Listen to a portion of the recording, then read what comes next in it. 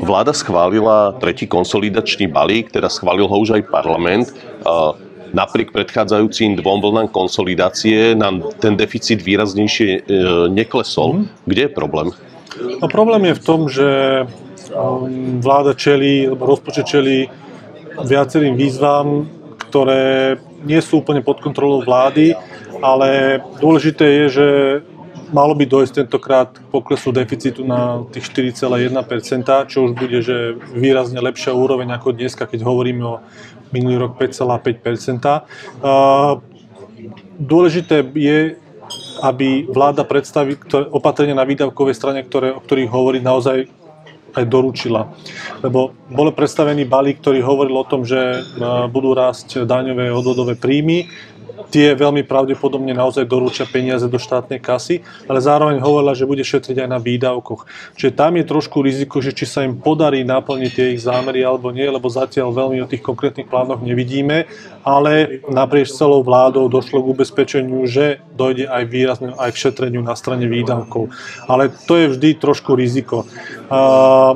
Ďalšou vecou, ktorá je proti, lebo spomaluje to znižovanie deficitu, je rast úrokových nákladov, ktorý je naozaj vec, ktorá vláda s tým nevie nič robiť. Je to dôsledok toho, že úrokové sadzby sa normalizujú v rámci eurozóny k 3% a zároveň máme tu dlh z minulosti, ktorý spôsobuje to, že tie úrokové náklady nám rastú každý rok výrazne a máme tu aj dodávky vojenskej techniky, ktoré účtovne padajú do tohto aj do budúcich rokov, ktoré nám ten deficit navyšujú. Čiže je to komplikovaná situácia, ale vláda si to komplikuje tým, že schvaľovala v minulosti nové výdavky, ktoré sú plne v jej rozhodnutí a tým pádom si aj tú konsolidáciu sama komplikuje.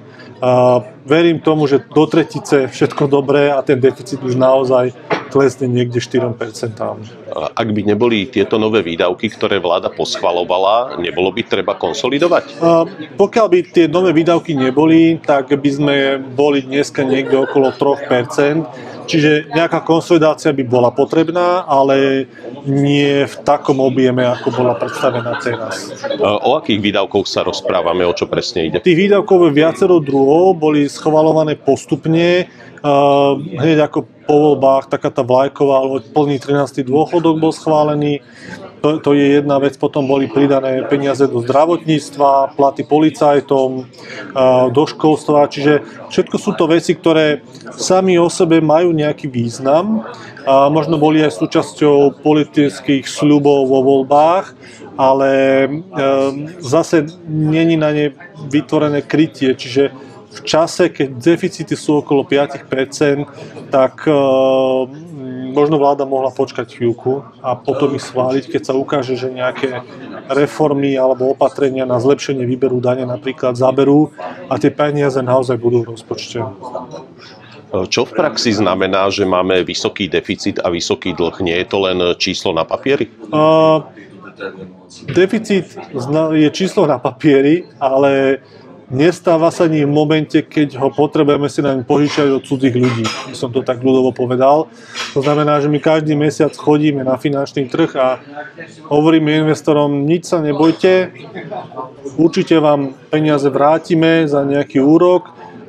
Na rozdiel od napríklad hypoték si štát nepožičiava tak, že by niečo zaručil, nejaké pozemky alebo budovy, niečo podobné. Čiže je to naozaj nezaručený úver. A zatiaľ to funguje, investori veria tomu, že štát bude schopný vrátiť svoje požičané peniaze a verím, že to takto bude aj ďalej. Bude podľa vás vláda musieť v budúcnosti siahnuť na niektoré výdavky, ktoré schválila? Pokiaľ sa podarí konsolidácia, tak budeme na 4% HDP. Vláda hovorí, že následne, vzhľadom na to, že úrokové platby náklady nám budú ďalej rásť aj v budúcnosti, ten deficit bude niekde okolo 4,5% a chceme ísť až k 2,5%. Magická hranica 2,5% deficit je tá, kde dlh nám prestane rásť. To znamená, že nebude rásť, ale nebude ani klesať, ale bude zastabilizovaný. A na to, aby sme toto dosiahli, potrebujeme ešte skonsolidovať ďalšie 2% HDP, čiže veľmi podobnú sumu ako minulý rok. Takže tým, že dane sú už zvýšené na mieru takú, že máme najväčšie v tých určitých daňových kategóriách, najväčšie zaťaženie v strednej Európe, už si nebudeme môcť dovoliť veľmi zvyšovať dane, tie príjmové, takže buď sa rozhodneme ísť do majetkových daní, alebo do viac adresnejších sociálnych dávok. Myslím si, že iná cesta k tomu nebude na to, aby sme vedeli trvalo znížiť deficit pod 3%. Sú ohrozené aj dôchodky? Alebo budú môcť zostať na v súčasnej výške aj naďalej?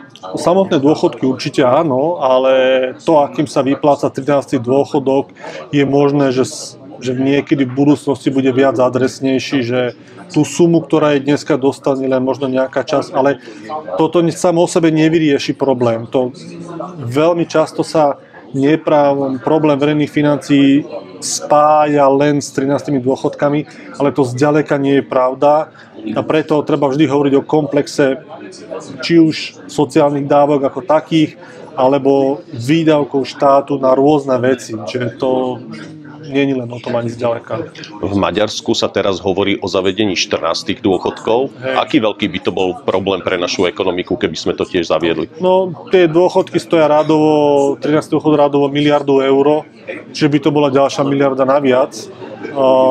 Miliarda naviac znamená rádovo, že zvýšenie DPH o 2% body plošne na všetko. Takže to je tá cena, ktorou viem získať miliardu a dať ju niekde inde. Otázne je, že či chceme naďalej zvyšovať výdavky práve tohto typu a nie povedzme na investície do ciest, infraštruktúry, nemocníc alebo aj domovy dôchodcov napríklad, alebo takýchto zariadení. Čiže myslím si, že aj toto je spôsob, ako vieme pomôcť seniorom bez toho, aby sme nutne museli zavádzať 14. dôchodok.